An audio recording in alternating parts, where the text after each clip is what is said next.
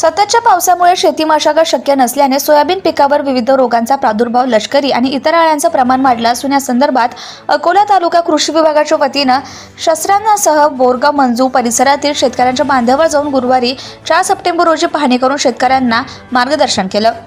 गेल्या 16 ऑगस्टपासून अतिवृष्टीनंतर जिल्ह्यात पावसाची संततधार सुरू असून पिकांच्या आंतर मशागत आणि फवारण्या करणं कठीण झालंय। अतिपावसामुळे सोयाबीन, कापूस पीक पाण्याखाली गेले। विविध अळ्यांच्या प्रादुर्भावासह बुरशीजन्य रोग, सोयाबीन पिवळं पडले। येलो मोसॅकमुळे सोयाबीन उत्पादक शेतकरी पूर्णतः अडचणीत सापडलाय। शेतकऱ्यांच्या मागण्यांची दखल घेत कृषी विभागाची संपूर्ण टीम कामाला लागली असून बांधावर जाऊन शेतकऱ्यांना मार्गदर्शन आणि धीर देण्याचं काम कृषी विभागाकडून करण्यात येत आहे।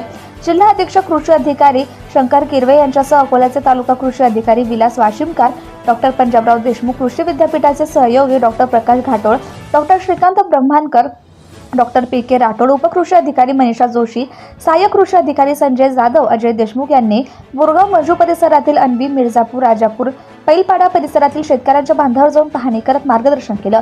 यावेळी संजय वसू, प्रशांत नागे, केशव धोत्रे, पवनकुमार जयस्वाल, रमेश सोनटक्के, प्रकाश लहाळे, गुलाब नागे, शंकर वसू, सागर राऊत, विकास काकड, देवानंद नायडेकर, सुनील वसू, उत्तमराव नवलकर, देवीदास वसू, प्रकाश वसू, दिलीप लहाळे आणि इतर परिसरातील लोकप्रतिनिधी, शेतकरी मोठ्या संख्येने उपस्थित होते।